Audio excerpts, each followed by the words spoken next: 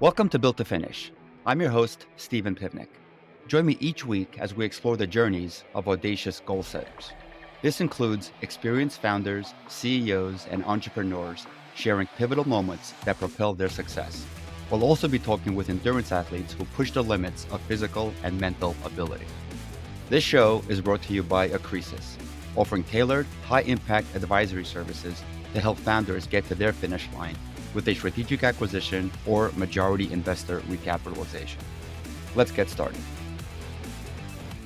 Welcome back to another episode of Built to Finish. Today's guest believes that the future belongs to those who build with focus. With a background that blends strategy, systems thinking, and a love of sci-fi, he has dedicated his career to transforming ideas into products that launch faster, engage users more deeply, and outperform the competition. His efforts have earned recognition from the Inc. 5000 and Financial Times as part of one of the fastest growing companies in the Americas.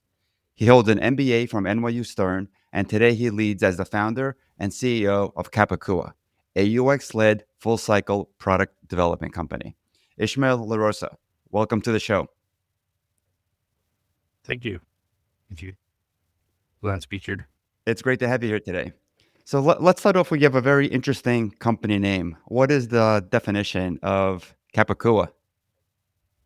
All right. So Capicua means head and tail. So cap, it's the same thing as in English, and I means and hua means tail. And that's a word coming from Catalan, which is language spoken in parts of Spain. And when immigrants came to my country, Uruguay, people coming from Catalonia, they spoke Catalan, and the word typhoon into our slang, and it relates to luck. What it means, it's a palindrome. It's a word or a number that it has the same meaning, read backwards and forward, right to left, left to right? So that means Capicua. Okay. 121, it's a palindrome for, it's a Capicua number. So that's it. That's the reason. Very interesting. Very interesting. So you mentioned luck. What role has luck played in your company's growth? I will say a lot. Luck, noise, randomness, as Nasif Taleb wants to call it. It's inescapable of everything we do, right? And sometimes we confuse good outcomes with good decisions and bad outcomes with bad luck. And if you believe in luck, it affects both the good and bad, right? So it's not only for bad luck, you have good luck as well. Sometimes it's very difficult to identify which one is which, right? I think we were lucky in the sense of, I can go into different milestones of why and when we were lucky. First of all, I was lucky because I got to go to design college. I went to design school, and back then design, even graphic design, was something that was like in the fringes of what you will consider a reputable profession. When I said to my dad that I wanted to go to design school, he did not speak to me for 2 weeks. So it was like an offense. He always thought I was going to be a lawyer or something like that. But I always had a passion for illustration and designing, drawing, right? I love to draw. I thought growing up I was going to be a comic book artist. I tried to become one, but then I wasn't committing serious effort to it, so I just veered off. But I did continue with the design aspect of it because I thought it was probably much more pragmatic in the sense of find a job. That's why, and really love design, but also it was going to be easier for me to find a job. I found a job right out of college and started working in Back in the day, it was very forward thinking. It was BPO for design. So if you imagine outsourcing started with accounting and low repetitive tasks, low high repetitive, low pulsable value tasks, but it's more like that. Then you have IT, like rolling second wave of BPO, and then you have like design. And design was never something a company will outsource because it's about intelligence, it's about problem solving, and you need a very specific skill set in order to solve those business issues through the lens of design. And I was lucky enough to be selected part of the first design team that Tata Consulting Services was putting globally. So it was the first time that Tata, a one of the largest IT outsourcing companies in the world, was doing that. And they did that in Uruguay. So if you start analyzing the odds of that happening, uh, then it was locked. And the reason why they hired me was twofold. First, I was finishing school. I was young, I was young, but I spoke English. So in Uruguay, a small country, having all those three variables was like very few people, right? So I was lucky enough to got selected. And that's how I started my career on doing design for an American company, PricewaterhouseCoopers. I learned how to think the American ways is my first job, and also how to design like at a very high level, professional level for the company. So it was like a work drive of the first few years of my career that propelled me to then founding Capicua. No, I get it. And actually, perfect segue because I was going to say, one of the opposites of luck is intentional action for a desired outcome. What gave you the courage to actually branch out and start your own company? So I don't think it was that much courage. I think it was more being naive, being young, and thinking I can fail at this. I thought yeah, I was 23, and I said, what's the worst that can happen? If I fail at this, then at the worst, and I'll find another job, right? Back then I was with my then girlfriend. But I knew that I had my parents' support. If anything goes bad, I will still have a roof to protect me. So I leveraged those variables in order to start a company. And I did it because I think it was very, I'll say naive because I thought, hey, I know how to do this. I did this for a couple of years for an American company. Now let's turn it for small to medium businesses here in the US as well.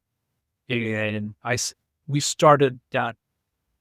The value proposition was, hey, you're doing this at the corporate level, but you are an unknown company or a principal company. Do you want to have these uh, processes of a big company? So you will punch above your weight. That was like the whole spirit of the design part of that. It was more like back then was called strategic design. It was like presenting yourself as a viable design and solve as a tool for uh, presenting yourself in a way that might be a little bit better than what reality is, because you can choose how to present yourself, and then you have to prove that, right? But that's the delivery part, and the discovery part is you have a very good brand that will always improve your odds of extracting more value of the business relationship. That's like always happened that way, right? At the very beginning, we started, and then what happened was that Facebook, social media started. So companies now have had this opportunity, not just having a website, but having a social presence. And they needed to engage their customers like they had like an advertising agency. So that's how we started with, hey, can you build us a website? Yeah, we could. Hey, can you do our social media channels? Yeah, we can. But then some of the companies we were working with were products. So they say, oh, can you design, develop the product? And we say, yes. And that's how down the rabbit hole we started to create products, software products. So kind of the market that you were operating in is what really led to the growth and ongoing growth of your business, right? Yeah, at the very beginning, for sure. Yes. What were some of the things if looking back at when your company was started, again, in addition to being at the right place at the right time, what were some of the strategies that you put into place that you would advise, other startups or founders to put into place to make the journey a little bit more successful and a little bit less stressful, like it is most of the times in startup world? So one of the things we did, and we had the values of the company where we had this mantra that was no pain, no gain. So at the very beginning, we were learning how to use stuff. So our goal was to learn how to do stuff. And when you're learning, you have two ways of learning stuff: hack it or actually learn it. It's like studying for the test. We're studying to learn the subject, right? And then passing the test. One of them is less stressful, which is hacking it in order to pass the test. But then you can compound that knowledge forward. Eventually, things will break. So, one of the things we did, and has been part of our company since the very beginning, is like if we have two choices, one that is harder and one that is easier, we will always choose the harder one because we were um, harder means not just like chose the harder one because we like pain or anything like that. We chose the harder one because it was the most sustainable long term, right? The one that could help us build skills, help us build a product for the client that was more sustainable long term. And it's probably the one that offers the most for education as well. Yeah, pain is information, or information is pain. Then what you do with that information, you can turn it into knowledge, or no, or you can internalize the pain and turn it into knowledge, right? Um, I don't know how to make it less stress. Each person manages their stress differently. I don't think there is good stress and bad stress, and one of them is just for the audience here. It's like similar to you have good problems and you have bad problems.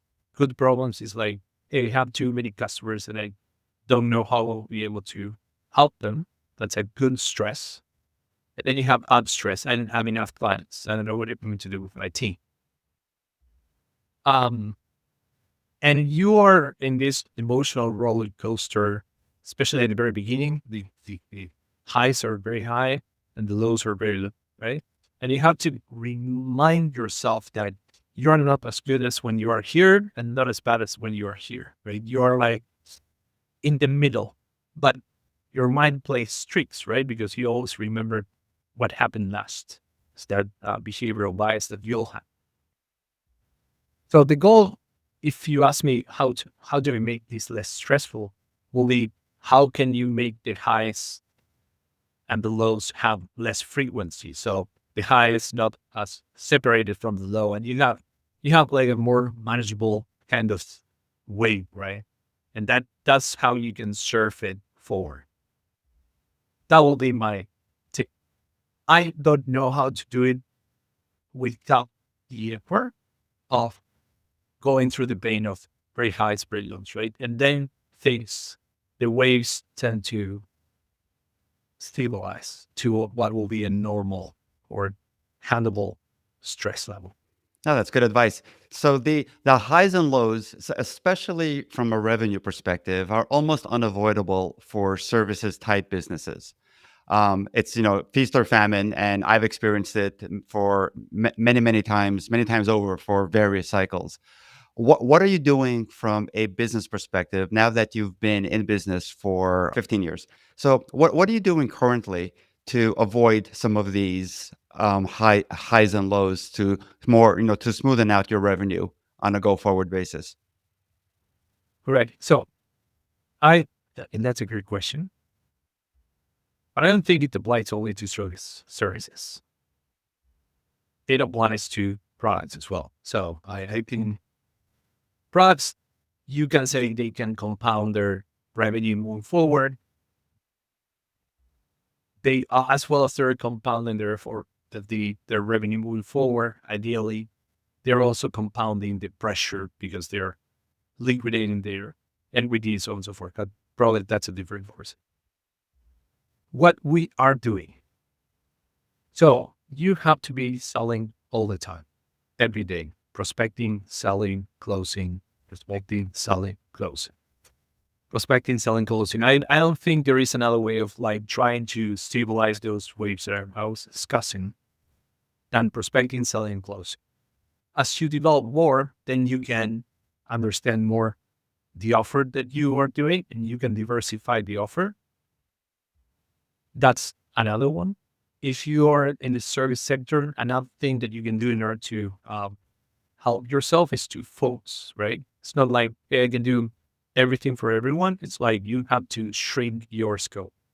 And the more you shrink your scope, that helps also to the ups and downs to stabilize that. You have to shrink your scope, not just for the clients, the ICPs that you're trying to go for, the types of services that you want to do, the cycles that you want to cover, the types of problems that you want to help fix, the ones, the quality and the quantity of problems that you can fix, help fix, the tech stack that you are supporting and help your clients support their products. So all those variables, the more simple it is, the easier it is to manage those ups and downs. And you have to be always active, right? Always looking for where's the angle. For example, when way before OpenAI started, we started a center of excellence to start understanding how we can help clients build with generative AI. And then OpenAI hit on, I think it was November 2022. And then by March, we already were doing projects with clients because we were a little bit ahead of the curve, not like years ahead, but I will say like, I'll say in 6 months ahead of what was going to happen. So that helped us like keep the ball rolling into a new offer in helping us to improve our revenue by adding more value to this new service that was design development with you, right? So that's another way of helping manage those ups and downs.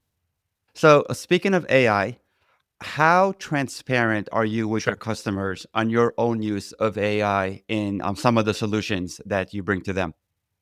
All right. So let's break this because it can be confusing for the view. There are two types for there. Let's talk about two sets of AIs.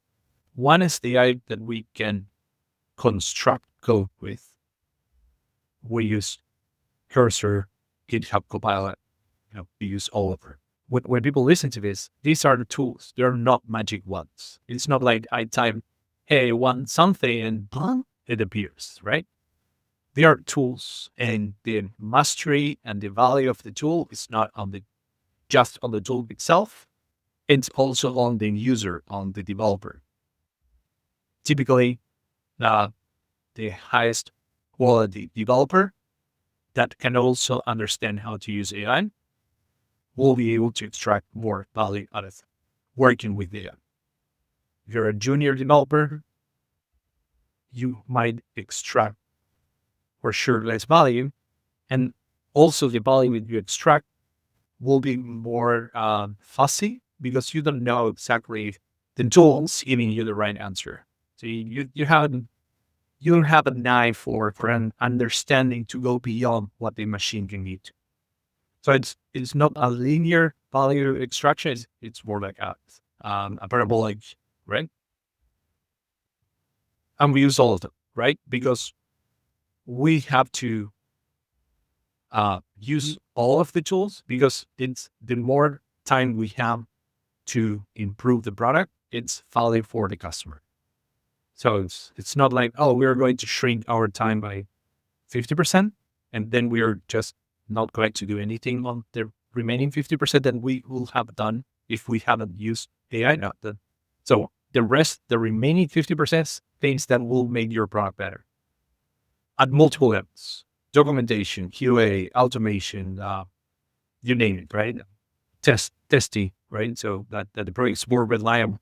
So those are the tools. Then you have the frontier models.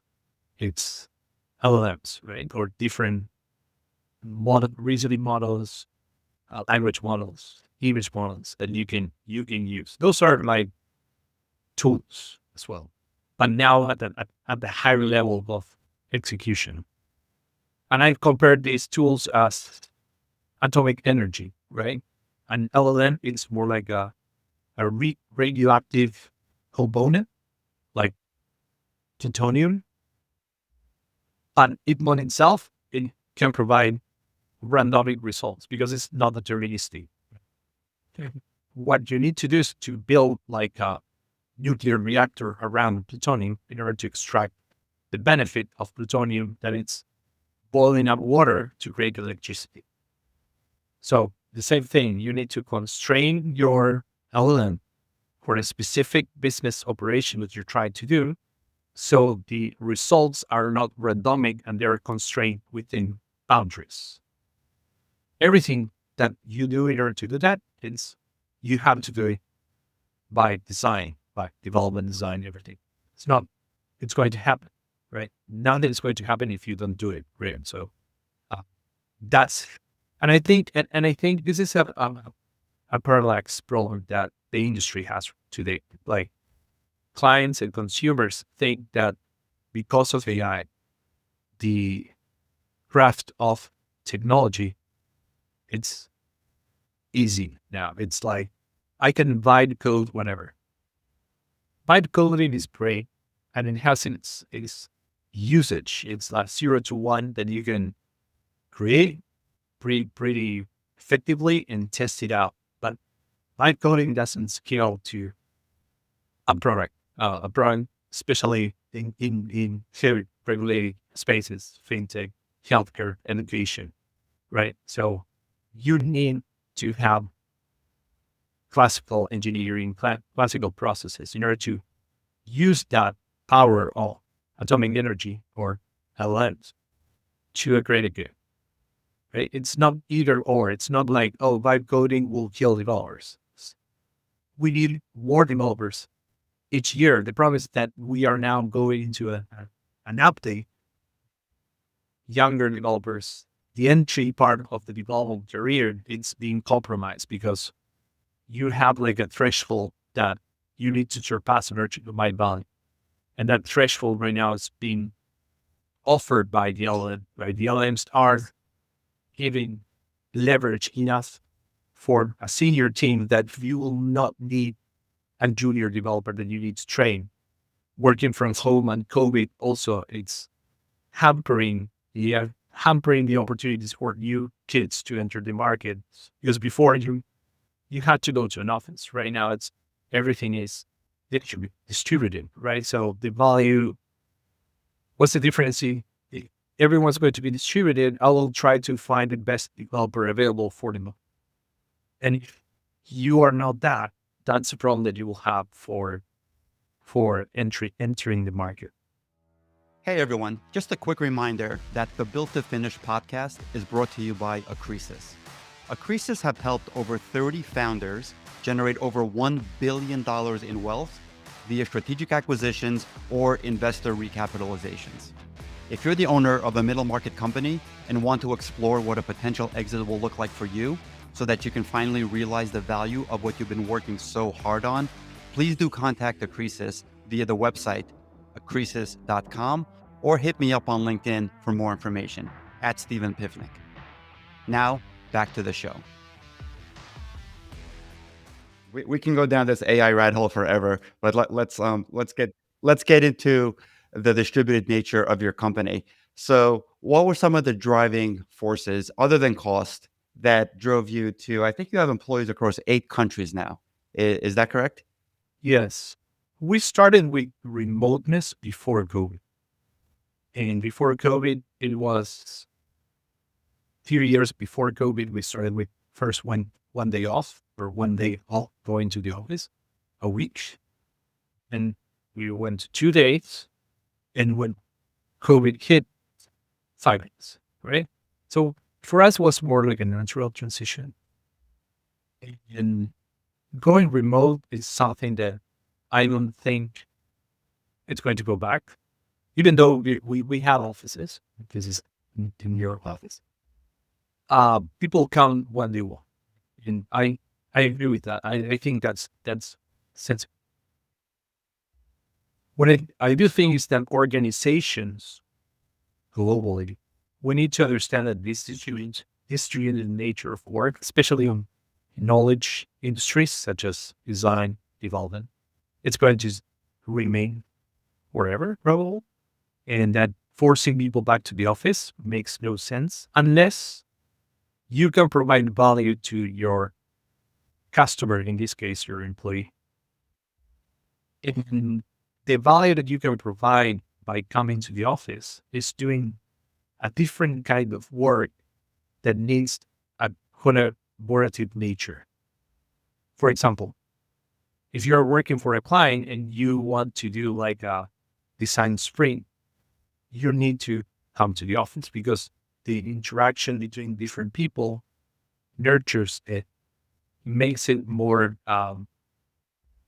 valuable, both for the client, both for the person participating in that design sprint. I think companies need to rethink how they are offering value to their users, not just their clients, their employees, into how they can keep them value in order to create value, right? And imagination is the living right now. We are just learning how to walk this, right? Remember, since the industrial age, we have been working in offices, right? Factories, offices. We are in year 5 of this transition. Probably in 5, 10 years, we will have a different, even the office as an architectural concept has to change, right? So we are not there yet. So I hope that in the future, we can have a hybrid way of working where there are some times of the month or sometimes of the year where we collaborate, we create something, and then we distribute that. And then it's like a pulse, right? A rhythm. So you brought up a good point about bringing value to employees in terms of giving them reasons to come into an office. You're obviously in the heart of New York City, and Jamie Dimon and J.P. Morgan Chase just spent, I think, over $3 billion on an incredible new office facility, and they're mandating their employees to come in 5 days a week again. Do you think a high-tech building with multiple restaurants, workout facilities, and other perks like that is enough value for an employee to want to come into an office 5 days a week? I don't think it's all the perks. My, I don't think coming to the office. So you have the cost of going to the office if you're an employee, right? And you live in the metropolitan area of a big city, probably anywhere in the world. So you have to take the bus, you have to take a subway, you have to bike, you have to transport yourself. That takes time and friction, right? So that's a cost. What is the value that you are giving the user to offset that cost? Is it restaurants? Yeah, but they can stay at home, save themselves the cost of the driving or the bus, and buy whatever they want in the nearby bodega. So, is it the gym? Yeah, but maybe they live in an apartment that you have amenities. They have that, or even if they have that, they use them already. Unwhole. So no, I don't think it's amenities. I think it's a way of working that it's fulfilling, that helps the user, the employee, do something that they couldn't do at all with someone that they, because everyone's distributed, it's not near. It's a collaborative aspect of working, but it's a collaborative aspect of working, doing a very specific thing. The scope of what we're doing when we're in the office has to be very specific. I think it will fall more into the creative side of the work part, which is something that AI can help offload us with repetitive tasks that we don't want to do. Right? We have more time now. How can we be creative?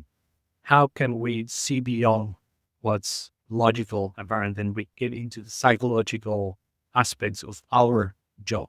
How can we be more creative? I think the offices of the future have to be designed in order to maximize that feature creativity.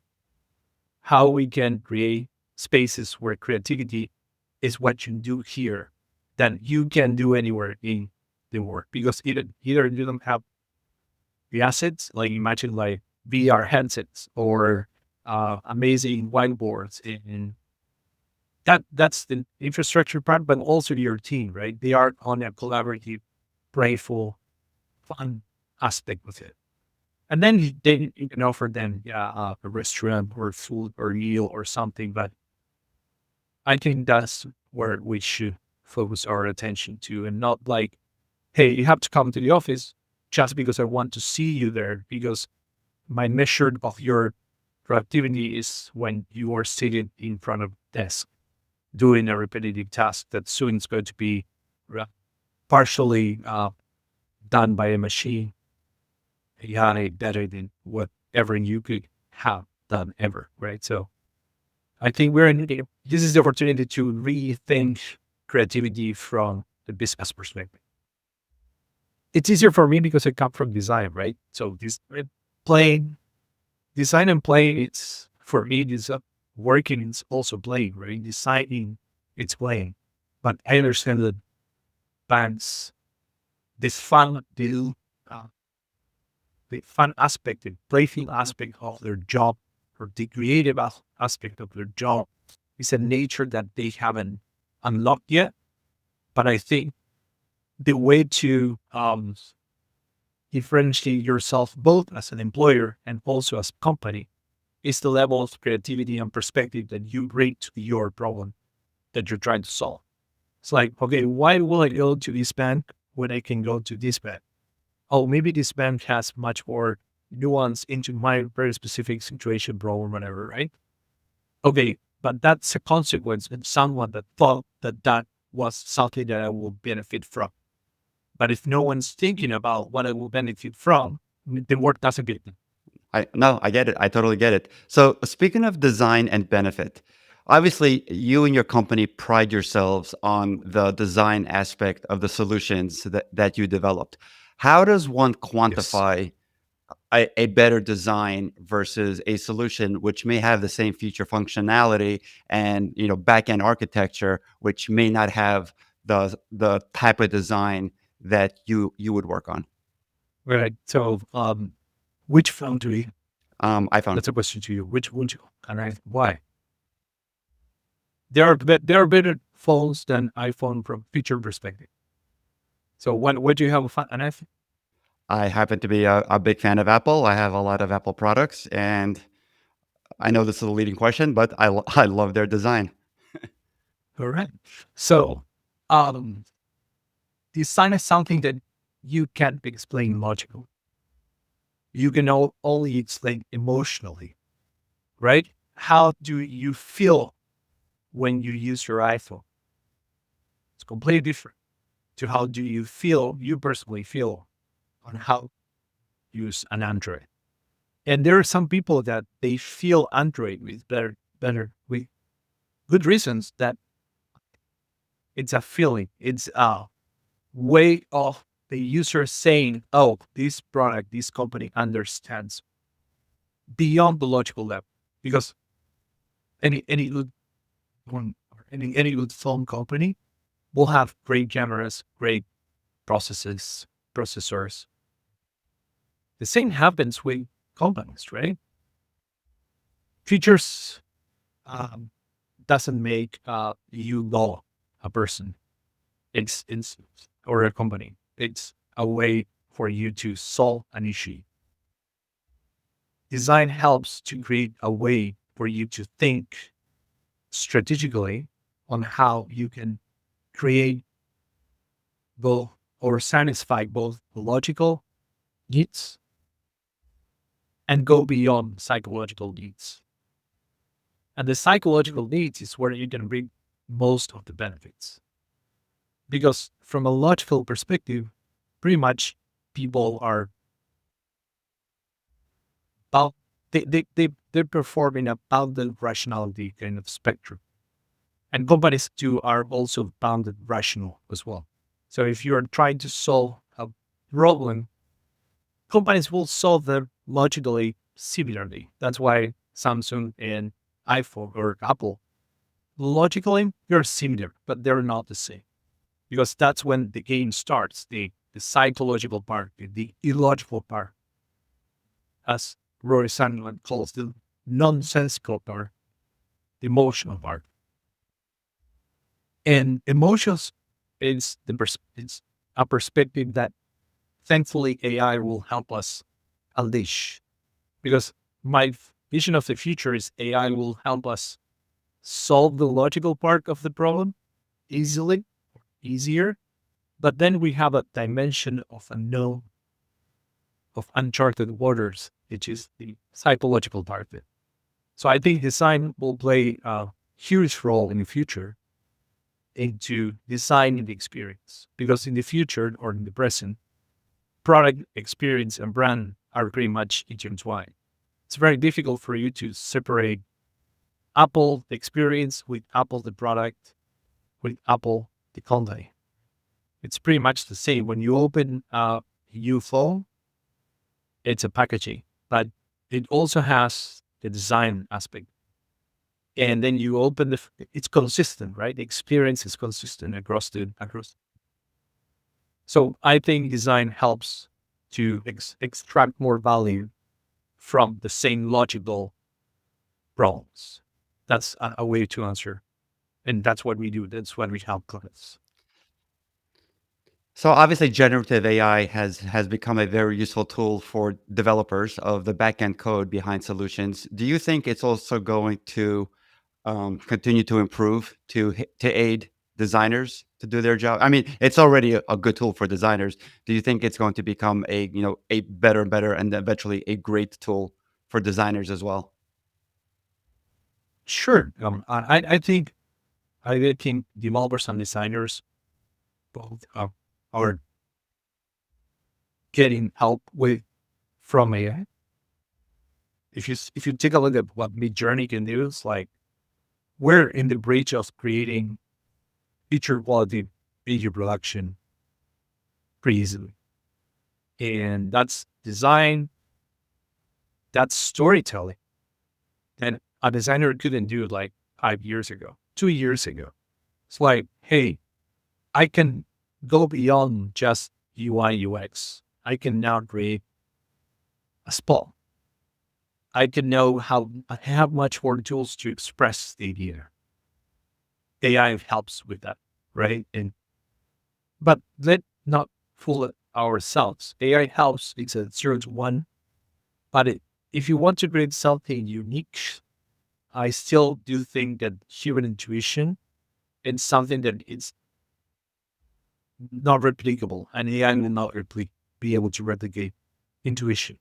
Intuition is something that it's not there yet. It's a word written on a page that it's yet to be discovered. And the problem with AI, and I think what will happen with AI is because everyone has access to AI, things will start looking the same. And then we'll have this logical part resolved, but then we'll have to improve ourselves creatively in order to bring something that no one has ever seen. And I think that's a challenge of the future for designers, developers, and everyone.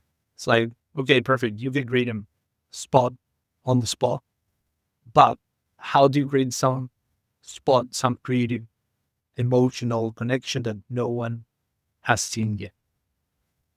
I think that's more challenging than ever because of the ease of creation and the higher quality that we have because of AI.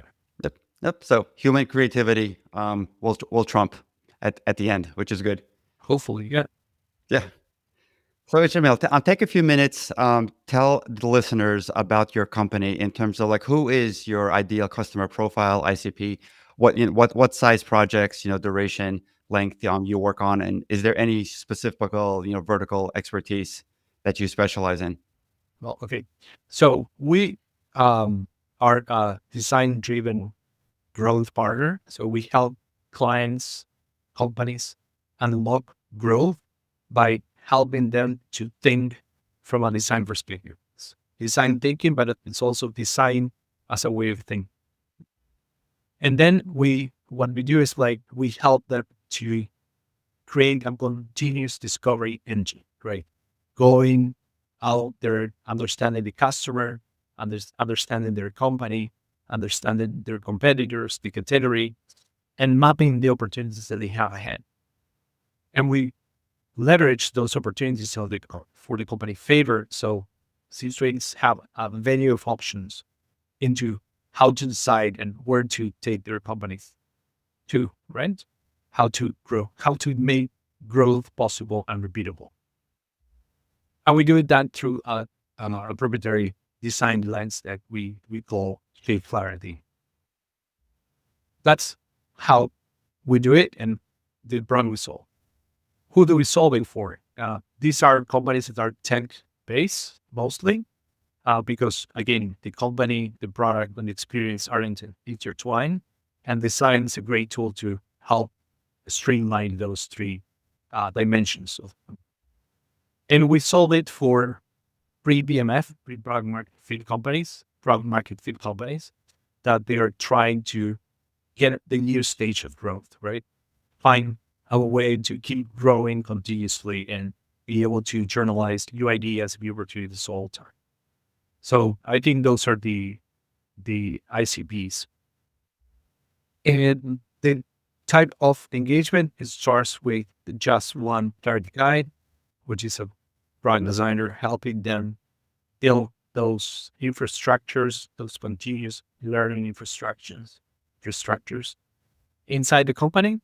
Or sometimes they say, hey, I don't have this manpower. I just want to focus on my product today. We build a team that's more like an innovation hub for them. And that's innovation hub. It's looking for designing, strategizing, and building POCs and prototypes here for them to see where the product fall. So that's pretty much that. That's how what we. Awesome. Well, you definitely do a lot and you've had an impressive track record of growth. So, congratulations on what you've built and what you continue to build. What is the best way for somebody to contact you to learn more information? Go to capicua.com. That's CAPICE.com. And then you will have a contact us. Go there and you will be able to contact us very easy. Fantastic. We'll put that information in the show notes. Ishmael, thank you so much for being on the show today. I loved hearing about your journey. I loved hearing about your thoughts on AI and some of the things that have, propelled your ongoing growth. Thank you again. It's been a pleasure seeing our really. Well, thank you everybody for listening to another episode of the Built to Finish podcast. If you've enjoyed the show, please do like and subscribe. It helps the show a lot. And I look forward to speaking with you next time on a future episode. That's a wrap for this episode of Built to Finish. Thank you for tuning in. For show notes and more details, head over to podcast.stephenpivnik.com. Special thank you to our sponsor, Acresis, offering tailored, high-impact advisory services to help founders get to their finish line with a strategic acquisition or majority investor recapitalization. Catch you next week.